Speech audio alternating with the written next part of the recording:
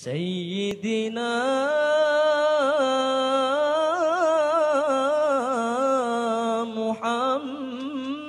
محمد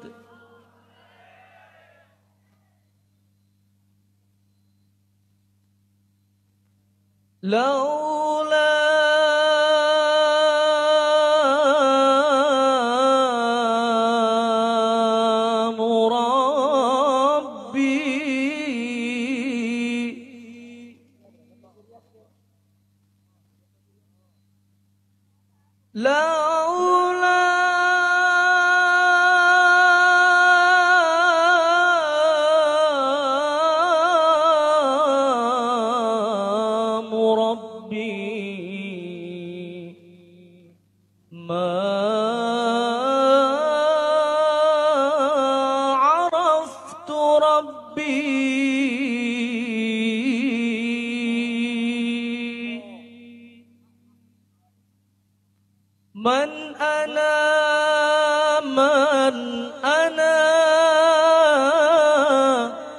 من أنا لولاكم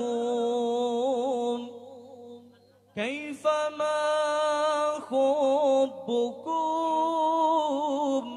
كيفما أهواكم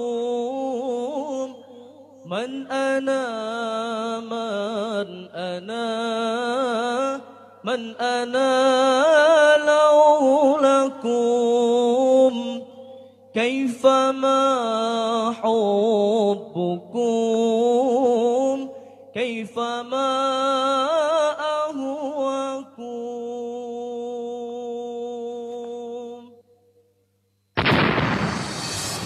Dari kawasan Mutiara Emas, Masjid Agung Jawa Tengah, kami mengudara di 107,9 FM Radio Dakwah Islam Masjid Agung Jawa Tengah. Setiap hari kami mengudara mulai azan subuh hingga pukul 21 waktu Indonesia bagian Barat. Radio Dais, radionya umat Islam Jawa Tengah. Dais, terdepan dalam dakwah dan nada.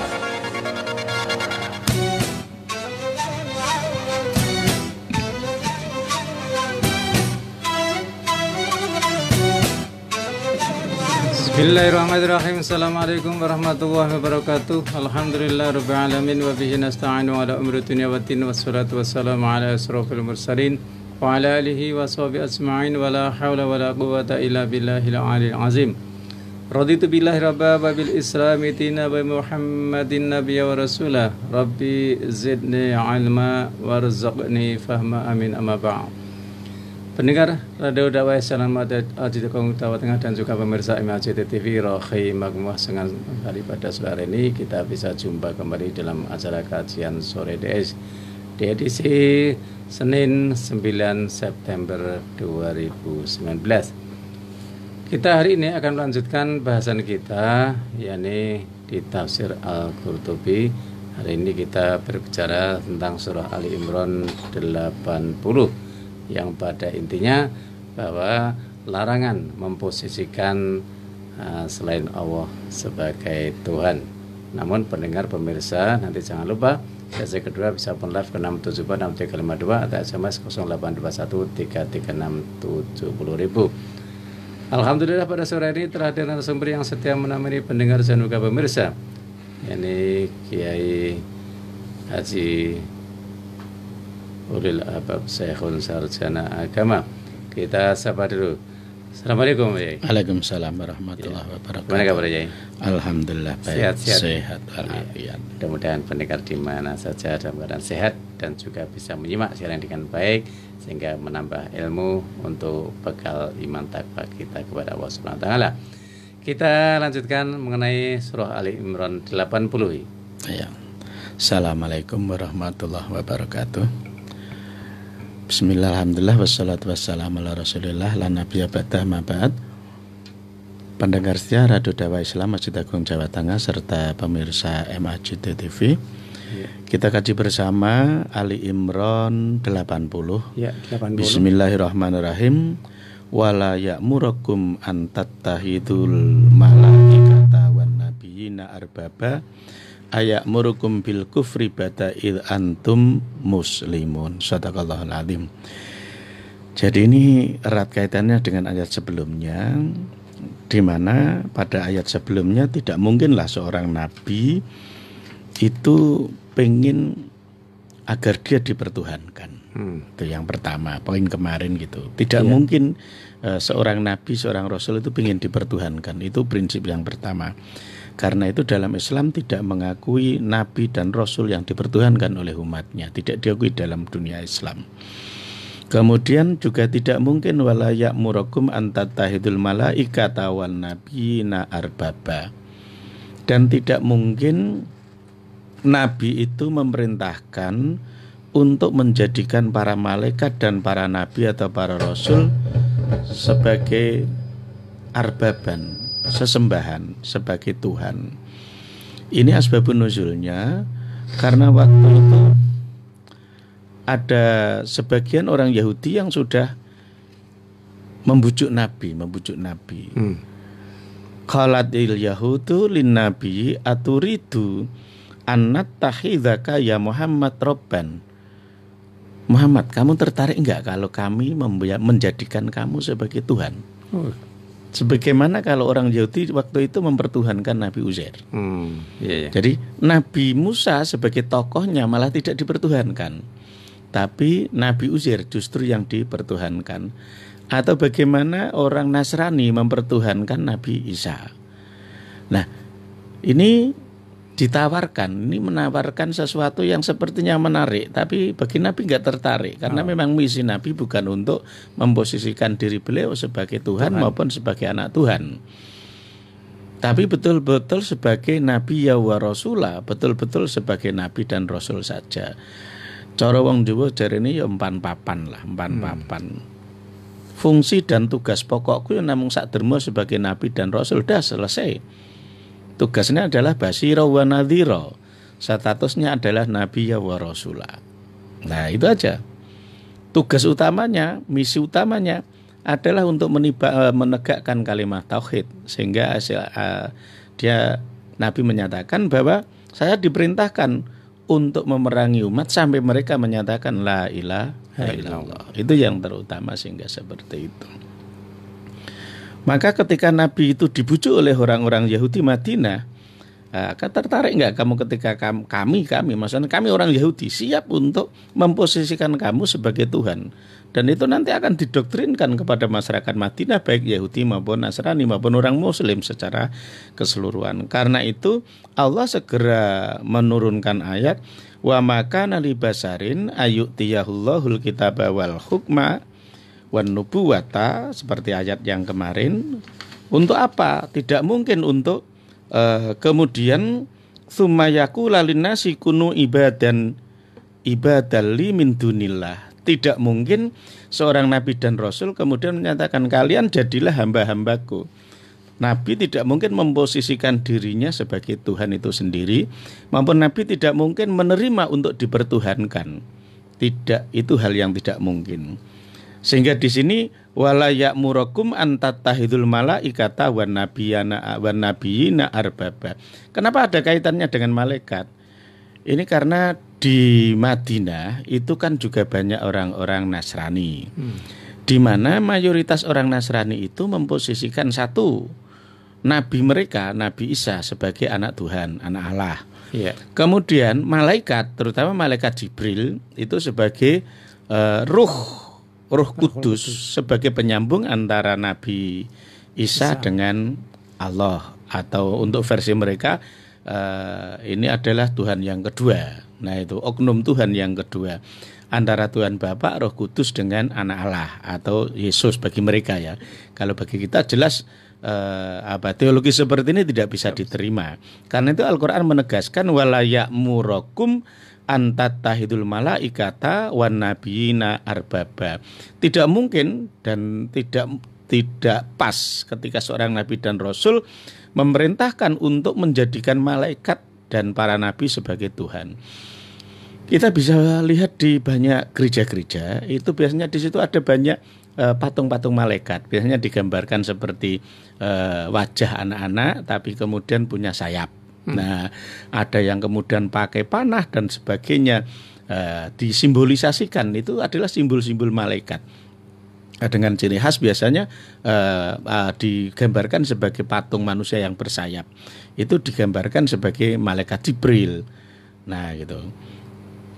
Karena itu dalam Islam, kenapa kaitannya juga dengan antatahidul malaikah? Ini ternyata teologi mempertuhankan malaikat nggak hanya di kalangan Kristen. Di kalangan orang jahiliyah pun ada. Orang-orang Makkah, orang-orang musyrikin Makkah itu banyak sekali yang menyembah para malaikat. Bahkan mereka menyebutnya malaikat itu sebagai banatullah. Malaikat itu adalah putri-putrinya Allah. Sehingga malaikat itu digambarkan sebagai wanita-wanita cantik. Wanita-wanita cantik. Nah, ini erat kaitannya juga dengan dunia Arab yang waktu itu sangat patrilineal. Mereka sangat mengagungkan kaum cowok, kaum laki-laki. Sehingga bahkan begitu patrilinealnya sampai waktu itu sebelum ada Islam, sebelum adanya surat Al-Maidah, belum adanya kaitannya itu, mereka bahkan tidak memberi hak waris kepada kaum perempuan. Jadi yang mendapatkan hak waris hanya laki-laki saja. Nah, sehingga ini juga cukup aneh. Lah kalian saja orang-orang Makkah itu nggak suka dengan anak perempuan, tapi malaikat digambarkan sebagai anak perempuannya Allah. Betapa lucunya ketika mereka sendiri nggak suka dengan anak perempuan, tapi Allah dikasih anak perempuan. Siapa itu malaikat? Dianggap malaikat itu adalah anak-anaknya Allah. Nah itu. Karena itu dalam Islam itu kalimat istilah anak ibnun itu sangat dihindari kalau dinisbatkan kepada Allah, sangat dihindari. Meskipun maaf, ibnun ini jelas aslinya dulu itu tidak berarti sebagai anak biologis, tapi anak secara majas. Jadi misalnya ketika Pak Karno dinyatakan karena hidupnya sebagai pegawai negeri itu dibiayai negara, sering dibilang kan anaknya negara. Nah, kapan negara mana? Nah kan nggak bisa, karena kalau pertanyaan seperti itu salah, karena anak negara bukan arti secara fisik. Kita pun sering seperti itu kok. Ada orang dibilang itu anak pantai. Pantai mana kapan? Nah, maksudnya jadi kalau ketika anak dibilang anak pantai, nggak mungkin itu maksudnya anak secara biologis, tapi anak secara majas. Nah, sama ketika ada anak yang Nabi yang disebut sebagai Ibnullah, kan banyak dalam dunia Yahudi waktu itu. Misalnya Idris pun disebut sebagai Ibnullah. Karena kalau kemudian Uzair Ibnullah, Adam ibnullah, Nuh ibnullah, itu dalam arti ibnun majas, anak dalam arti hamba yang sangat disayangi oleh Allah, itu disebut sebagai ibnun. Sama kita biasa kok, itu anak-anak negara gitu. Atau cah sing do manggon ning gunung disebut anak gunung. Lah gunung masa anak wong, kan beda jenis. Nggak mungkin ketika kita biasa bilang dia itu kan anak gunung. Pasti yang dimaksud adalah anak secara majas, bukan anak secara hakiki. Atau kiai-kiai sering mendoktrin santri-santrinya, termasuk saya sering mendoktrin santri-santri saya. Itu saya bilangnya liyakun waladul asati shiblan lahirotan. Kalian itu anak-anak macan, harus jadi macan, jangan jadi kucing. Ketika saya bilang kalian anak macan kan bukan berarti macan anak wong toh. Jadi maksudnya kalian itu adalah anaknya orang-orang hebat, harus jadi hebat itu. Ketika saya menyatakan bahwa kalian itu anak-anak macan, maka bukan berarti macan anak manusia, bukan. Sama ketika orang menyebutnya sebagai Idris ibnullah, Nuh ibnullah, Isa ibnullah, seharusnya pun dimaknai secara majas, bukan secara hakiki. Jadi tidak boleh diyakini bahwa Allah punya anak secara biologis yang bernama Isa. Aslinya seperti itu.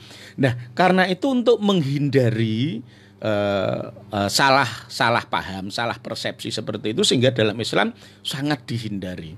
Karena itu tidak boleh mengistilahkan Muhammad ibnullah, tidak boleh. Abu Bakar ibnullah nggak boleh. Meskipun mereka orang yang sangat dekat dengan Allah, nggak boleh dinisbatkan dengan hal tersebut. Bahkan kalimat arbaban Rob dalam bahasa Arab sebenarnya aslinya biasa ya. Rob itu artinya adalah tidak harus Tuhan. Rob itu bisa berarti sebagai pemilik. Karena itu, karena kata Rob itu sering terpakai sebagai makna Tuhan, Rob itu juga bermakna sohib atau pemilik, karena itu pemilik rumah biasa disebut sebagai Robul Baiti. Allah sebagai pemilik Ka'bah disebut sebagai Robul Ka'bati. Iya, iya. Nah, bahkan Baitullah Ka'bah disebut sebagai Baitullah, rumahnya Allah. Maka jangan diartikan secara fisik bahwa Allah bertempat tinggal di dalam Ka'bah. Terlalu naif kalau seperti itu. Lah mendah Gusti Allah rak cilik lah. Gusti Allah kok diwadahi ning jero Ka'bah lah, berarti Gusti Allah lak luwih cilik. Gede Ka'bah kalau gitu. Mosok ayam karo kandang gede ayame mesti gede kandange. Nah, maka ketika disebut sebagai Baitullah itu maksudnya baitun li ibadatillah, rumah untuk beribadah kepada Allah. Atau itu juga bisa berarti bahwa Rabbul Ka'bah itu maksudnya adalah pemilik Ka'bah atau Tuhannya Ka'bah. Itu artinya ya pemilik sohib. Nah gitu. Tapi karena begitu banyaknya penggunaan istilah Rob, pemilik, karena itu pemilik negara dulu biasa disebut sebagai Rob. Rob juga sama, Robul Balad, Robul Koryah, itu hal biasa seperti itu. Kemudian penggunaan istilah Rob ini juga hal biasa sebenarnya. Bahkan ketika di surat Yusuf itu Nabi Yusuf kan sempat pesan sama pelayan yang sudah terbebaskan dan mimpinya ditakwili oleh Nabi Yusuf. Itu kan Nabi Yusuf bilangnya Ulkurni inda Rabbika, tolong ingatkan keberadaanku di depan Tuanmu. Rob di sini padahal itu yang dimaksud adalah raja Fir'aun Mesir kan waktu itu, Fir'aun Mesir. Karena waktu itu kan ceritanya Nabi Yusuf dirayu oleh Zulaiha kan yang umurnya jauh lebih tua ya, tapi karena jatuh cinta, namanya orang jatuh cinta itu kan jadi buta kan ya. Wis buta, sudah enggak peduli Yusuf yang jauh lebih muda. Itu ya ditaksir lah coroni, sehingga akhirnya ketika cintanya Zulaiha ini ditolak oleh Yusuf, maka Zulaiha pun melakukan makar atau rekodoyo bagaimana agar Yusuf ini bisa dimasukkan ke penjara, sehingga singkat cerita akhirnya Yusuf di penjara. Ya seharusnya itu cukup 7 tahun saja, tapi akhirnya delalah itu lupa. Ya mbah kok zaman itu tidak tertata rapi administrasinya ya, sampai di penjara itu lupa sampai 10 tahun. Nah, setelah itu baru dia lah aku jatah wis ditokke kok ora lek ditok-tokke piye ini. Nah, ini ada apa sehingga ketika pelayan yang mimpinya ditakwili oleh Nabi Yusuf kemudian ternyata benar bahwa dia itu dibebaskan karena tidak ada bukti kesalahannya, maka Nabi Yusuf berharap Ulkurni inda Rabbika, tolong sebut-sebut saya ya di depan Tuanmu, bahwa saya intine mboyo aku ditulung lho, aku wis jatah wis metu kok ora lek ditok-tokke. Nah itu akhirnya malah diperpanjang lagi oleh Allah. Jadi Nabi Yusuf pun pernah menggunakan raja dengan bahasa Rob, tuan. Nah, jadi Rob ini bukan berarti Tuhan tapi tuan. Nah ini antara tuan dengan Tuhan kan sidik belisite. Ya, karena kita ini banyak yang menjadi tuan-tuan yang bergaya seperti Tuhan. Nah gitu, sehingga kelakuan kita juga seperti hantu akhirnya. Karena itu hantu ketika diteruskan kan hantu. Antara Tuhan dengan hantu piye le mbedake hantu. Nah, sebenarnya kita banyak tuan. Jadi Rob bermakna tuan, tidak ada hanya. Atau kalaupun ditulis Tuhan, T-nya kecil lah, jangan T besar. T-nya kecil, Tuhan. Ya, karena itu sampai Qul a'udzu birabbinas malikinas ilahinnas. Ilahinnas itu maksudnya kan ya Tuhannya manusia. Maksudnya kenapa? Karena manusia banyak yang bergaya seperti Tuhan. Sehingga kita perlu minta perlindungan kepada Allah yang asli Tuhannya manusia dari keburukan manusia-manusia yang bergaya seperti Tuhan.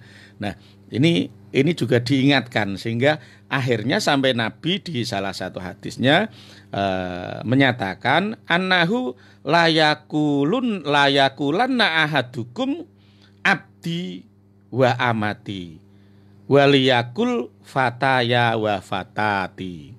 Nabi sampai mengajurkan, meskipun maaf ini anjuran Nabi ini juga tidak bisa sukses 100% ya. Nabi sebenarnya pengen menghapus istilah abdi dan amati. Itu kalau bisa tinggalkan saja itu. Jangan ngomong, hei budakku, hambaku.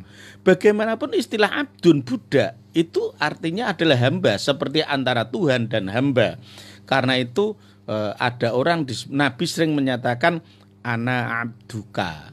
Saya ini hambamu ya Allah. Seharusnya manusia itu hambanya Allah saja. Enggak boleh ada yang jadi hambanya manusia.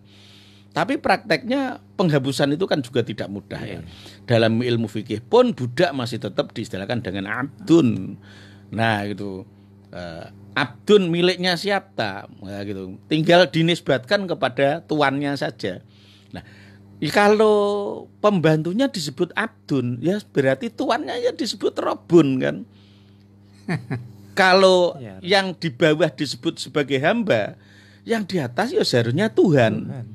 Maka ya lumrah dan wajar ketika orang itu menganggap dia itu sebagai hambanya, maka dia pun bergaya seperti Tuhannya. Yang semua perintahnya harus diikuti, yang semua perintahnya tidak boleh dibantah sama sekali, bahkan yang harus dihormati dengan setengah mati. Ya, karena itu banyak kan Tuhan dengan T kecil, itu yang marahnya bukan main ketika merasa dirinya tidak dihormati. Nah, itu berarti dia sudah memposisikan diri bukan sebagai tuan tapi sebagai Tuhan.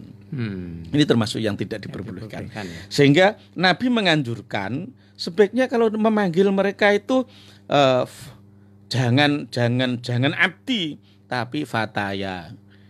Fataya itu berarti cah nomku. Anak mudaku, cah nomku. Karena biasanya yang meladeni cah nom, cah tua kita ngladinane ra patek kiyeng ta, Pak. Sing digunakan ya. Kemudian kalau yang perempuan tidak amat, tidak hamba sahaya tapi fatati, perempuan mudaku, kita mengenalnya sebagai fatayat. Jadi sebenarnya itu yang menggunakan istilah itu Nabi. Fata itu untuk yang laki-laki, anak muda. Fatayat itu maksudnya untuk perempuan. Itu Nabi mengajarkan seperti itu. Bahkan walayakul ahadukum robbi wal yakul sayyidi. Dan sebaiknya kalau memanggil tuannya jangan robbi. Meskipun robbi itu bisa berarti tuanku. Tapi Nabi menghindari itu, sebaiknya hindari saja. Kenapa? Karena penggunaan istilah tuanku itu bisa berarti nanti bukan tuanku lagi, tapi Tuhanku. Bisa berarti Tuhanku, sehingga memanggil tuannya tidak dengan Robbi, tapi liyakul sayyidi, cukup sayyid saja, orang yang saya muliakan. Nah, karena itu kemudian manggil orang yang dihormati dengan kata sayyidina. Karena itu di gedung-gedung di Makkah, di Madinah sana rata-rata juga depannya pakai sayyid.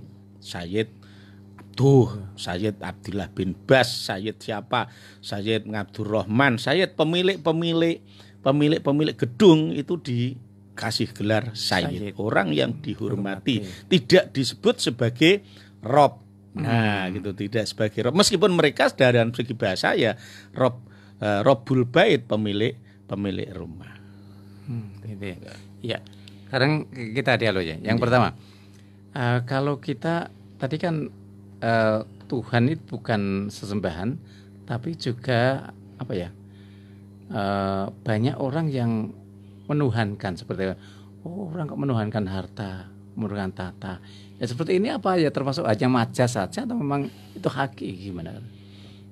Jadi yang dimaksud di sini tentu saja yang dimaksud dengan dia itu mempertuhankan, maksudnya memposisikan harta seakan itu adalah Tuhannya.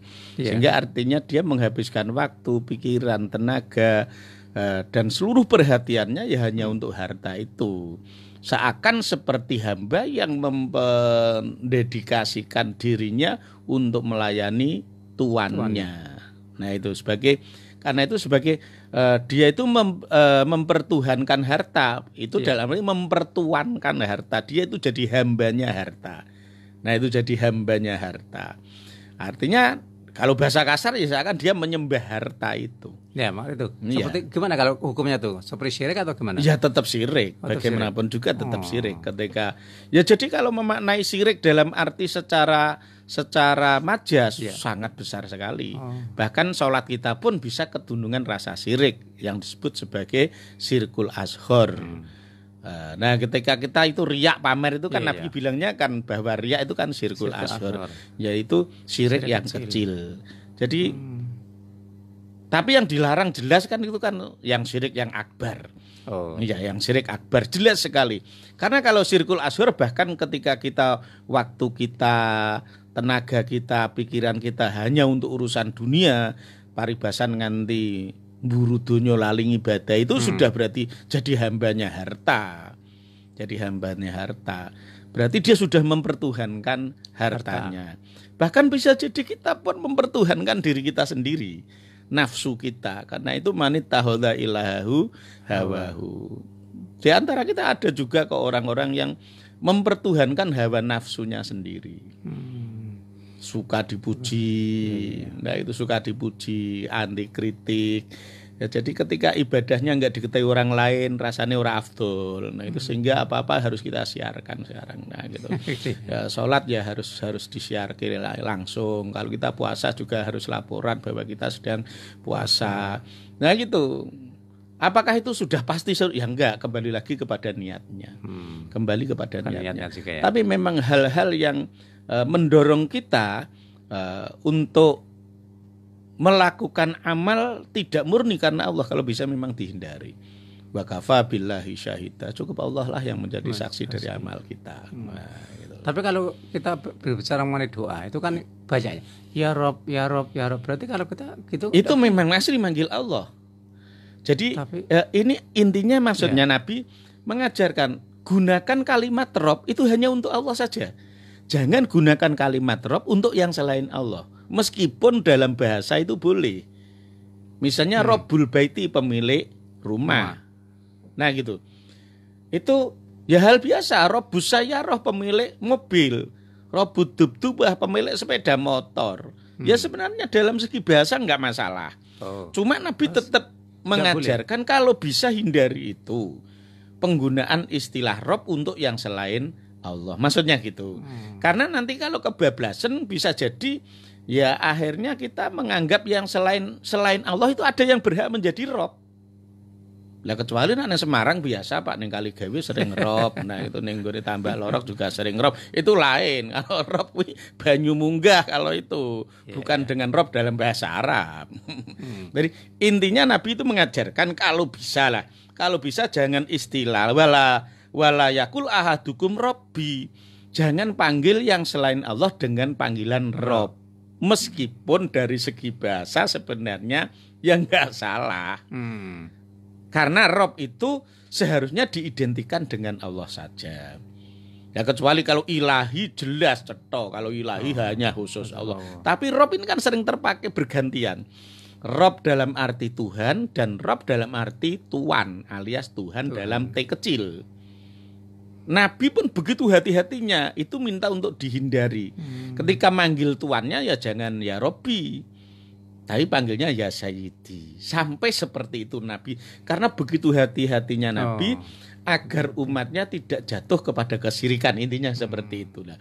Ketika kemudian memanggil tuannya, memanggil bosnya, seakan itu kayak Tuhan kecil itu kan takutnya nanti juga akan merusak keimanannya. Itu hanya kehati-hatian saja. Tapi Nabi enggak pernah menyatakan bahwa orang yang memanggil tuannya Rob berarti musyrik, enggak. Cuma Nabi mengajarkan seperti itu dalam ikhtiyat, kehati-hatian. Karena penggunaan istilah Rob yang kadang bermakna Tuhan, kadang bermakna pemilik. Nah, karena dia merasa dimiliki oleh tuannya, maka dia memanggil tuannya sebagai Rob. Maka budak-budak memanggil tuannya ya Robbi, itu biasa. Itu biasa. Tapi jangan diartikan sebagai Tuhan. Kalau bahasa Indonesia harusnya tuan. Bukan Tuhan, tapi tuan. Tapi kata-kata abdi berarti juga salah kalau begitu. Iya. Jadi abdi negara. Salah juga. Lah ya itu ya kalau menggunakan konsepnya Nabi atau rapas. Nah, makanya itu abdi negara, hamba negara. Kita kan juga gitu. Betul. Nah, kalimat seperti itu. Berarti kalau kita hamba negara kan berarti Tuhan kita. Iya. Tapi ya jangan terus berarti orang-orang yang bilang abdi negara berarti syirik, ya nggak sampai sejauh itu. Karena abdi negara dalam sini maksudnya orang yang mengabdi dalam arti itu mendedikasikan hidupnya untuk kepentingan negara, bukan dalam arti menyembah negara. Nah, gitu kan dulu kan orang-orang Jawa pun biasa bilang gitu, kula niki kawula alit. Kan ngoten ya. Kula niki kawulane kawula Mataram. Kalau Mataram itu ya hal biasa, kula niki kawula Demak. Kawula Demak iki melane bahkan ada ketika kata kawula sehingga sering disingkat menjadi kulo. Maka kulo itu ya artinya sebenarnya ya hamba. Karena itu kata kawulo wunya dibuang agar tidak terlalu berkesan sebagai hamba, sehingga bilangnya kulo, aslinya ya kawulo, hamba. Berarti kalau saya hamba kan jenengan berarti tuan saya. Kalau saya hamba, tuan itu sebenarnya kan Tuhan. Iya. Karena pembanding antara hamba kan dengan Tuhan. Ya. Iya. Jadi ini Nabi sempat melarang itu, cuma tidak sampai pada tataran berarti kalau kita mengaku sebagai abdi negara berarti syirik, enggak sampai seperti itu. Itu hanya cukup penggunaannya secara majas saja. Dan kehati-hatian kita ya. Kalau kita berhati-hati ya boleh. Nah, itu. Kamu apa? Saya enggak abdi negara, pegawai negara. Pegawai negeri kan lebih tepat kan? Iya. Sekarang kan lebih tepat kita bukan sebagai abdi negara, Pak. Bilangnya apa? Pegawai kan pekerja. Saya ini pegawai negeri. Apa sekarang untuk keren mana, Pak? ASN ya, Pak? ASN itu apa? Administrator sipil negara. Administrator sipil negara. Itu kan berarti kan bukan sebagai hamba kan? Bukan sebagai abdi. Nah, itu jadi sudah dipaske. Mungkin bar moco hati sih. Ya, para pertama break dulu ya. Ya, benar pemirsa. Jangan kemana-mana, tetap di 107,9 dan MACTV. Kita dengarkan satu nada berikut ini. Setelah itu kita buka line telepon ke 6746352. Mustafa, Nurul Mustafa, mala'al akwan, mala'al akwan, mala'al akwan, Nurul Mustafa, Nurul Mustafa, Nurul Mustafa, mala'al akwan, mala'al akwan, mala'al akwan, Habibi Muhammad, khairul mursalin, Habibi Muhammad, khairul mursalin, Habibi Muhammad, khairul mursalin,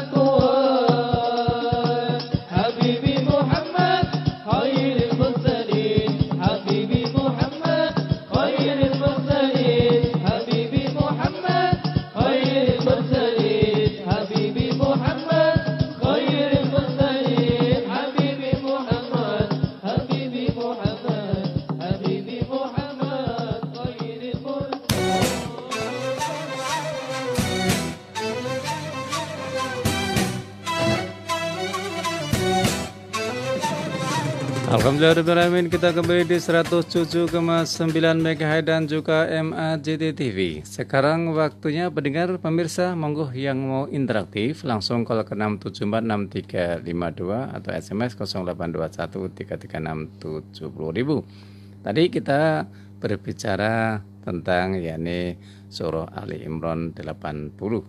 Memang kita harus hati-hati menyebut Rabb. Cuman ini kan peringatan dari Rasulullah, tetap kita harus hati sebagai umatnya. Monggo yang belum jelas ke 6746352. Monggo. Kalau belum ada, kita baca SMS yang masuk dulu aja. Dari Pak Masom. Assalamualaikum Yai. Ya. Kenapa Muharram dinamakan Lebaran anak yatim dan keistimewaannya apa Yai di bulan Muharram itu? Muharram disebut sebagai lebarannya anak yatim karena ini erat kaitannya dengan dimana pada bulan Muharram waktu itu terutama ya, itu peristiwa di Karbala sebenarnya ya, ketika bagaimana Sayyid Husain beserta keluarganya dibantai habis. Yang masih hidup tinggal satu-satunya Sayyid Zainal Abidin waktu itu, sehingga akhirnya tanggal 10 sebagai hari berkabung. Kita sahur dulu ya. Ya. Assalamualaikum. Waalaikumsalam warahmatullahi wabarakatuh. Oh, dari siapa di mana nih? Lama enggak? Perdana Petangga. Oh, Pak Yongki, enggak lama. Moga Pak Yongki. Assalamualaikum Pak Yai. Waalaikumsalam. Yang kaping sepindah nu tapi nangke enten suatu daerah ya nopo daerah Nyonya Kilometer Gilian.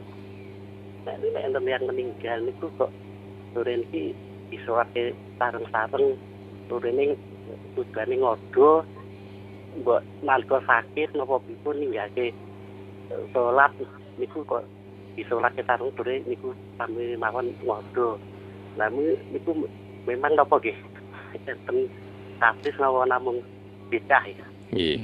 Terus kali niku Pak masih makna orekoh niku pripun kok disen nah sampun berhasil kok akhirnya menjadi makrifat, terus jenis toriko sabandia, sedia, itu masih pripun. Ketika niku masih tafsir doa niku Pak. Allahumma doa surat Al-Hamr. Ingkang arpunine niku ingkang ketiga Allahumma bilana wali ikhwanina alari sabakuna bil iman. Niki salah setunggal iku. Niku nek ningali doa itu berarti kan doa untuk mendoakan umum napa doa khusus nggih anu kangge menyikapi ngeten maksudnya doa surat Al-Hamr ayat 2 niku maksudnya. Nggih atur suwun Pak Yai kalian Pak Karno. Iya. Sebelum Pak Yongki yang tadi Pak Maksum itu. Terus kemudian itu juga dikaitkan dengan salah satu hadis di mana Nabi menyatakan man masaha yatahu ala ra'si yatimin rafa'ahullahu min kulli sya'ratin darajatan. Barang siapa yang mengusapkan tangannya di atas kepala anak yatim, ada selananya yauma asyura, pada hari Asyura, maka rafa'allahu min kulli sya'ratin darajatan. Tapi ya prakteknya aja terus mengko pendaknya yang bocah yatim terus sira itu uyak-uyak mengko ya enggak harus seperti itu. Karena kita harus tahu budaya Arab itu masyurroksi li ta'lim, pegang-pegang kepala itu li ta'lim. Kalau orang dewasa, kalau untuk anak-anak li tarahum. Jadi ketika kita pegang kepala anak kecil itu tandanya kita sayang. Tapi kalau kita pegang kepalanya orang dewasa itu li ta'lim. Jadi kalau saya pegang kepalanya Pak Karno itu kalau orang Arab itu saya menghormati. Tapi mungkin pegang tangannya Pak Karno mungsuhan kok tadi ini. Ya, makanya tadi ketika Nabi menyatakan man masaha yatuhu ala ra'si yatimin yauma asyura rafa'allahu min kulli sya'ratin darajatan, tidak harus diartikan secara tekstual. Berarti iki nak wayah sura-sura kok ono cah cilik cah yatim lewat celuwer ini nang tak coba ke sirah terus diuyak-uyak. Enggak gitu maksudnya. Itu berarti litarohum. Jadi ini masanya lebarannya anak yatim, sayangilah anak yatim. Kalau perlu yang jangan hanya 10 Muharram, kalau perlu setiap bulan itu SPP-nya itu dibayar. Kalau perlu setiap hari itu suruh setiap hari makan di tempat kami. Nah gitu. Atau kalau perlu jatah hidupmu saya jamin itu lebih baik. Cuma paling tidak nek reso ngresasi ya setahun pisan. Kalau pas 10 Muharram atau kalau enggak 10 Muharram ya seluruh bulan Muharram itu gunakan untuk menyayangi anak yatim. Tapi sekali lagi Masyur Roksi itu litakzim bagi orang dewasa dan litarahum untuk bagi anak-anak. Jadi artinya sayangilah. Jadi cara mengartikan hadis itu ya barang siapa menyayangi anak yatim pada bulan Asyura ya seharusnya gitu. Maka dia akan diangkat derajatnya sampai tak terhingga. Jadi min kulisa roten darajatan bukan berarti nanti dihitung rambutnya siji-siji. Are nak nguyek ngarep, nguyek tengah, nguyek kliwat tengen mburi, samar nak kurang ganjarane, enggak seperti itu. Artinya kita mengartikannya berarti pahalanya tak terhingga. Maksudnya seperti itu. Sehingga akhirnya terkenal sekali 10 Muharram atau bulan Muharram itu disebut sebagai hari rayanya anak yatim. Dan dilelah nak wayah Muharram ini akeh dong anaknya sumbangan anak yatim. Lumayan lah setahun pisan lah. Jadi sekali-sekali anak yatim ki bodoh untuk sumbangan sak pirang-pirang. Nah, ya gitu. Iya. Yang Pak Yongki, gimana kalau saudara meninggal diseratkan, apakah benar itu? Itu ada dalam fikih ada. Itu namanya menggunakan dalil qiyas.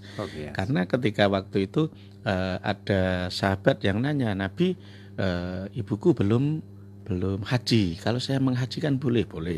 Ada lagi di kasus yang lain, Nabi, bapakku tidak puasa. Setelah meninggal apakah saya boleh puasa? Boleh. Jadi intinya Nabi malah menyatakan bahwa hutang orang tuamu terhadap Allah jauh lebih penting untuk segera disaur. Sehingga itu muncullah puasa qadha, salat qadha, haji qadha. Jadi kullu ibadatin yaqtadil qadha. Setiap ibadah berhak untuk diqadha. Nah gitu. Cuma yang jadi khilaf, bolehkah diqadha oleh orang lain? Nah gitu, bolehkah diqadha oleh orang lain? Ada yang menyatakan yang boleh mengqadha hanya keluarganya saja, karena itu yang di hadis yang tanya kan anaknya bukan orang lain. Nah terus ada juga ulama yang bilang, lah kalau orang lain bisa, kalau anaknya bisa orang lain ya bisa. Sehingga akhirnya ketika ada orang yang sakit mungkin berbulan-bulan bahkan bertahun-tahun, itu kalau anaknya sendiri yang harus ngodho itu kan ya lempoh teol toh. Akhirnya sambatan sedulur-sedulure tanggane kancane sing do jamaah ning masjid yo melu diqadha. Jadi taruhlah kalau satu jamaah masjid itu ada 50 orang lah, 50 orang. Kemudian dia mengqadha, diniatkan untuk mengqadha. Misalnya usoli fardhul maghrib salah rakaat mustaqbilan qadhaan li untuk yang meninggal tadi. Bahkan kan berarti dia sudah mengqadha 10 salat maghrib, 50 orang maghrib. 50 salat maghrib. Kalau nanti Isya juga seperti itu berarti 50. Bayangkan kalau harus yang mengqadha anaknya sendiri, kan sangat berat. Itu dalam rangka untuk membantu saja. Karena kalau dihitung dengan fidyah betapa beratnya, nanti akan habis berapa? Karena sakitnya berbulan-bulan bahkan bertahun-tahun. Nah itu boleh seperti itu, dalam bab fikih memang ada pembahasannya. Yang kedua, mana tarekohnya gimana kok banyak sekali? Tarekoh itu metode cara pendekatan diri kepada Allah Subhanahu wa taala. Biasanya dengan wirid-wirid tertentu dan dengan amalan-amalan tertentu. Ada yang dikenal dengan suluk. Nah, ada puluhan bahkan ratusan tarekoh. Nah, itu termasuk ada yang diakui sebagai tarekoh mutabaroh an-nahdiyah. Itu diantaranya kalau misalnya ada Khalidiyah, ada Tijaniyah, ada Satariyah, ada Qadiriyah, Nasabandiyah, banyak sekali. Ada Syadzaliyah di Semarang banyak sekali itu, Qadiriyah, Nasabandiyah, Khalidiyah, kemudian Syadzaliyah banyak sekali. Di Jawa Barat ada Satariyah, ada Tijaniyah banyak sekali. Jadi intinya itu adalah metode-metode zikir, metode-metode amal yang berangkat dari pengalaman sang pencetus tarekoh tersebut sebagai pengalaman pribadi untuk cepat mendekatkan diri kepada Allah. Sehingga itu kemudian ditularkan atau dijayahkan kepada murid-muridnya. Karena jamaahnya banyak, akhirnya membentuk jamaah tarekoh. Nah, gitu. Yang ketiga, doa tadi yang apa deh? Jadi yang dimaksud dengan al-hadzina sabaquna bil iman artinya kita mendoakan tidak hanya keluarga kita, bahkan siapapun orang muslim yang sudah duluan mendahului kita, kan banyak sekali. Alladzina sabaquna bil iman, maksudnya mereka lebih duluan mukmin. Nah, gitu. Mereka lebih duluan mukmin meskipun bisa jadi belum muslim. sudah mukmin tapi belum muslim. Artinya belum sempat mengamalkan amalan-amalan Islam. Contohnya misalnya Warokoh bin Naufal, pamannya Khadijah, itu kan seorang pendeta.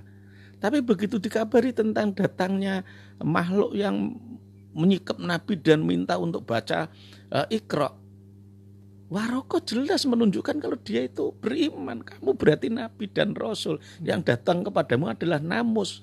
Namus itu nama lain dari malaikat Jibril.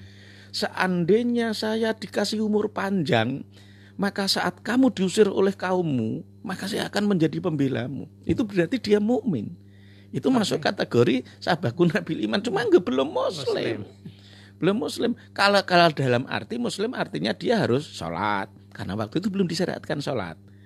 Ketika Nabi menceritakan itu kan Nabi belum dapat perintah sholat, belum ada perintah zakat, belum ada perintah puasa, belum ada perintah haji. 13 tahun masa kenabian di Makkah itu Nabi hanya mengajarkan tentang keimanan saja. Sehingga ketika kita hanya membatasi pada keislaman, Islam itu sudah banyak di Madinah. Islam itu sudah banyak dalam arti syariat ya. Syariat Islam itu yang hampir semuanya di Madinah kecuali sholat. Sholat di Makkah itu hanya 1 tahun sebelum Hijriah, itu pun belum berani terang-terangan sholat kan. Ada sholat Jum'ah ya juga sudah di Madinah. Ada puasa Ramadan sudah di Madinah, ada zakat sudah di Madinah, ada haji sudah di Madinah. Jadi otomatis yang ada di Makkah dan mati di Makkah termasuk Yasir, ya jelas-jelas waktu itu jelas belum sempat mengamalkan amalan Islam, baru iman bahwa ada Nabi yang terakhir yaitu Muhammad. Mereka mukmin untuk disebut sebagai muslim belum pada amalan, artinya yang rukun iman 5 itu belum. Sehingga cukup alladzina sabaquna bil iman. Jadi mereka masih lebih tepat ketika disebut sebagai mukmin. Nah, gitu. Iya. Monggo kita tunggu di 6746352. Ya, kita baca SMS ya. Assalamualaikum Yai. Waalaikumsalam. Saya Agam di Karangawen. Pada tanggal teh. Nanti malam pada maghrib sebelum doa 10 Asyura didahului sholat mutlak 4 rakaat 2 salam. Ingkang leres bacaane Fatihah niku jahar napa sir? Karena ini ibadah sholat sunnah malam hari, maka boleh dibaca jahar. Sama seperti sholat tahajud, ketika kita berjamaah pun boleh dibaca jahar. Nah gitu. Jadi kalau sholat sunnahnya malam hari, maka boleh dibaca jahar. Sama taraweh sunnah dibaca jahar. Nah gitu. Sholat kusufil qamar karena malam juga dibaca jahar. Nah gitu. Misalnya kita mengadakan sholat tasbih malam hari, kalau kita berjamaah kan boleh-boleh saja kita berjamaah. Nabi pun pernah mencontohkan di hadis-hadis di Muslim maupun Bukhari disebutkan, Nabi itu kan suatu ketika sholat tengah malam, dan waktu itu Ibnu Abbas kan ikut tidur di rumah beliau. Karena jenenge sedulur melu turun itu hal biasa dan anak kecil itu. Sehingga diceritakan bagaimana waktu itu Ibnu Abbas, Abdullah bin Abbas ada posisi di sebelah kiri. Jelas ini sholat sunnah. Nabi kalau sholat fardu nggak mungkin sholat di rumah. Karena yang makmuman itu Ibnu Abbas di sebelah kiri, dipegang oleh Nabi, dipindahkan sebelah kanan. Artinya ketika antara imam dan makmum cuma satu-satu, imamnya satu, makmumnya satu kan jelas, maka posisi makmum jangan di belakang. Tapi di sebelah kanannya mundur sedikit aja. Ujung jari kakinya makmum setara dengan tungkaknya imam, sudah cukup. Itu sudah cukup. Nah gitu. Ini menunjukkan bahwa kalau Nabi sholat jamaah malam hari di rumah beliau, yang jadi makmum kok Abdullah bin Abbas, itu artinya ini jelas sholat sunnah, tidak mungkin sholat wajib. Dan waktu itu berjahar, Nabi bacanya jahar. Nah gitu. Ya kenapa? Karena Ibnu Abbas bisa meriwayatkan bagaimana Nabi membaca surat apa. Lah kalau sir kan nggak mungkin bisa tahu bacanya surat apa. Nah itu jadi dibaca jahar. Ya. Satu lagi ya. Assalamualaikum ya. Waalaikumsalam. Kalau baca doa Asyura itu yang betul 3 kali atau sekali saja? Bebas. 3 kali, 7 kali, 21 kali boleh. Bahkan nggak baca pun nggak apa-apa. Jadi karena tidak karena hal tidak wajib ya tidak usah kita atur-atur, bebas. Nah itu. Gitu. Ya, sesuatu yang jawas ya biarkan jawas. Sesuatu yang mudah ya nggak usah kita cari kesulitan. Monggo mau dibaca 21 kali monggo, 3 kali monggo, sekali monggo. Bahkan nggak baca pun nggak dosa. Iya. Nah, itu karena tidak ada aturan wajibnya. Nah, gitu. Yang namanya perintah kan hanya perintah berdoa. Iya. Tapi perintah untuk dibaca berapa kali kan nggak ada. Ya kalau nggak ada ya udah kasih kebebasan aja. Nah gitu. Kan memang Allah memerintahkan kan ud'uni astajib lakum, berdoalah. Karena ini adalah malam Asyura, itu adalah hari yang istimewa. Di mana banyak nabi selamat juga pas pada Asyura. Bagaimana Nabi Nuh selamat dari perjalanan 40 hari di lautan itu ya pas 10 Asyura. Kemudian Nabi Ibrahim selamat dari pembakaran itu juga 10 Asyura. Dan kan banyak sekali nabi-nabi yang selamat pada 10 Asyura. Karena itu sebagai wujud rasa syukur kita juga, alhamdulillah nabi-nabi kok dulu selamatnya pada Asyura. Maka kita pada malam Asyura juga berdoa moga-moga kita juga selamat kan gitu. Moga-moga kita pun juga untung bahagia seperti para nabi-nabi yang menghadapi musibah sebesar itu. Jadi musibah kita ini enggak seberapa. Musibah kita ini enggak seberapa. Ya, terus fadilah yang utama apa? Apa fadilah apa? Yang tadi doa Asyura itu. Ya intinya ini menjadi mustajabah gitu saja. Nggak ada terus kemudian ada penjelasan bahwa berdoa pada Asyura itu kemudian nanti fadilahnya nggak ada. Adanya itu kan tentang puasa. Nabi itu dulu waktu di Makkah 13 tahun sebelum hijrah itu Nabi dan penduduk Makkah sudah puasa Pak. Sudah puasa Asyura tanggal 10 Muharram. Kemudian sampai di Madinah 9 tahun di Madinah Nabi pun puasa terus. Tapi menjelang beliau masuk ke tahun ke-10, itu Nabi baru sadar ketemu dengan orang-orang Yahudi. Ternyata orang Yahudi pada tanggal 10 Muharram juga pada puasa. Maka ditanyalah, kenapa kalian puasa? Karena ini adalah hari selamatnya Bani Israel beserta Nabi Musa dari Laut Merah ketika dikejar oleh Fir'aun. Maka kami puasa sebagai rasa syukur. Nah itu. Nabi akhirnya, cara bahasa sekarang ya, aduh jebule kok podo ya. Sing poso 10 Asyura ternyata bukan hanya orang Islam, orang Yahudi juga pada puasa. Karena itu di riwayatnya Imam Huzaimah itu kan diceritakan Nabi sampai akhirnya merintahkan pada para sahabat sumu yauma Asyura. Puasa Asyura lanjutkan lagi enggak apa-apa. Tapi wa khalifu fihil Yahuda. Tapi kalian ojo tiru-tiru koyo posane wong Yahudi ya. Karena itu sumu qablahu yauman, sehari sebelumnya puasalah, berarti Tasu'a tanggal 9. Au ba'dahu yauman, atau setelahnya puasalah sehari. Meskipun maaf, Nabi menganjurkan itu, tapi Nabi enggak melaksanakan. Kenapa? Karena ketika Nabi bilang seperti itu, tahun berikutnya belum sempat ada Muharram, Nabi sudah meninggal dunia. Jadi kalau ukuran kita berarti yang tidak dicontohkan oleh Nabi berarti nggak boleh dilaksanakan, berarti ya kudune ya tetap namung 10 tok. Tapi kan Nabi sudah memerintahkan untuk Tasu'a, tapi Nabi belum sempat melaksanakan, maka tetap dianjurkan kita Tasu'a kita. Jadi puasa Asyura itu kalau bisa ya paling tidak 2 hari lah, 9, 10. Au ba'dahu yauman atau 10 dan 11. Atau sekalian aja kalau riwayatnya Aisyah digabung sekalian aja 9, 10, 11 itu akan jauh lebih baik. Tapi kemudian apabila misalnya ada yang tetap puasa tanggal 10 saja apa terus haram? Ya enggak, bang, prakteknya Nabi dulu dari Makkah sampai Madinah ya tetap tanggal 10. Apa makruh? Ya enggak makruh. Cuma Nabi itu enggak suka ketika amalnya dan umatnya amalnya mirip seperti amalnya orang Yahudi. Karena itu agar enggak sama, maka Nabi menganjurkan untuk itu. Cuma praktek dalam sejarah Nabi puasanya tanggal 10 karena belum sempat puasa Tasu'a, juga belum sempat puasa Hati Asar. Nah, artinya ini ya pengamalan kita ya longgar santai aja. Kuat tanggal 10 saja ya monggo, tapi Nabi ora patek seneng kuwi karena dianggap mirip seperti amalan orang Yahudi. Lebih baik 9-10 atau 10-11. Syukur ketiga harinya gitu. Satu lagi ini ya dari Ibu Mia. Assalamualaikum ya. Waalaikumsalam. Bapak saya waktu itu sakit 20 hari. Dan memang dokter harus dibius, tidak mungkin melaksanakan sholat. Kadang di bawah sadar saya mengingatkan untuk sholat, kadang juga sholat. Apakah setelah sembuh melaksanakan sholat untuk membayar atau gimana? Apa fidyah atau sholat? Karena orangnya masih sehat maka nggak boleh difidyah, harus sholat qadha. Boleh fidyah itu kalau orangnya meninggal. Jadi ketika misalnya saya sakit, kemudian saya nggak bisa sholat, misalnya ya alhamdulillah belum pernah.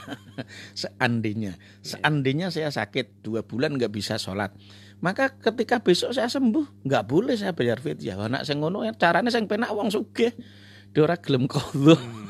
Nanti pas cukup bayar beras gitu aja, murah, apalagi satu waktu sholat kan cuma 1 mut. 1 mut itu hanya sekitar 6,7 on kalau dibulatkan 7 on. Atau mungkin den gawe luman karena wong sugih 1 kilo lah, kan gampang hitungannya. Ya terlalu ringan bagi orang kaya itu, terlalu ringan. Taruhlah kita ambil misalnya kalau 1 kilo lah. Kalau 1 kilo itu berarti sehari cuma habis berapa? 5 kilo. 5 kilo. 20. Kemudian kalau sakitnya 1 bulan kan cuma kali 30. Ya masih ringan bagi orang kaya. Baru berapa kilo tuh Pak? 150. Akeh sak kintal setengah, kecil tuh Pak. Nah makanya tetap kalau sembuh seperti tadi bapaknya Mbak Mia, maka ya sekarang sehat ya harus diqadha. Ya enggak harus ndrendel. Ya taruhlah setiap gini aja cara yang mudah. Oh ini setiap maghrib taruhlah berarti nanti bangun qadha maghrib lagi berapa kali. Misalnya kalau 5 kali, setiap isya nanti qadha 5 kali, subuh qadha boleh, setelah subuh boleh. Yang enggak boleh kan sholat sunat. Kemudian sholat duhur qadha 5 kali. Taruhlah dicicil 5 gitu kan udah. Kalau 5 kali 4 kan sudah 20. Berarti cuma 4 hari ada beres. 4 hari aja dikodok beres. Tadi dicicil itu setiap waktu nyicil 5 waktu.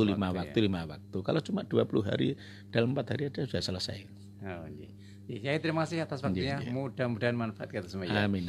Ya, pendengar pemirsa, demikian bincang bersama dengan Kiai Ula Lebason Sarjana Agama tentang surah Ali Imran 80. Mudah-mudahan ini menjadi pelajaran dan referensi kita dalam rangka peningkatan iman takwa kita kepada Allah Subhanahu wa taala. Dan akhirnya saya karena terima kasih atas kebersamaannya dan mohon maaf atas segala khilafan. Kita akhiri wallahu muwaffiq. Assalamualaikum warahmatullahi wabarakatuh. Waalaikumsalam warahmatullahi